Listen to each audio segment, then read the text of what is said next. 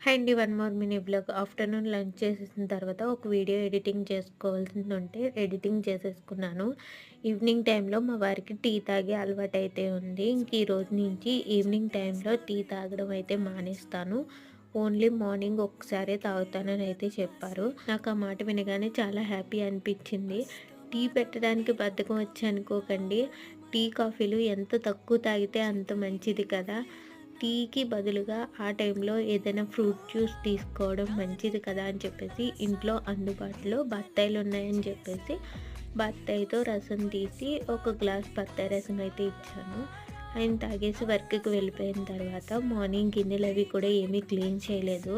అందుకని చెప్పేసి గిన్నెలన్నీ కూడా బయట పెట్టేసుకుని గ్యాస్ అది కూడా నీట్‌గా తుడిచేసుకొని గదులన్నీ నీట్‌గా తుడిచేసి ఆ తర్వాత గిన్నెలు క్లీన్ చేసేసాను. మార్నింగ్ వండిన కర్రీ ఉంటే నైట్‌కి డిన్నర్‌లోకి రైస్ అయితే కుక్ చేస్తున్నాను. Thanks for watching.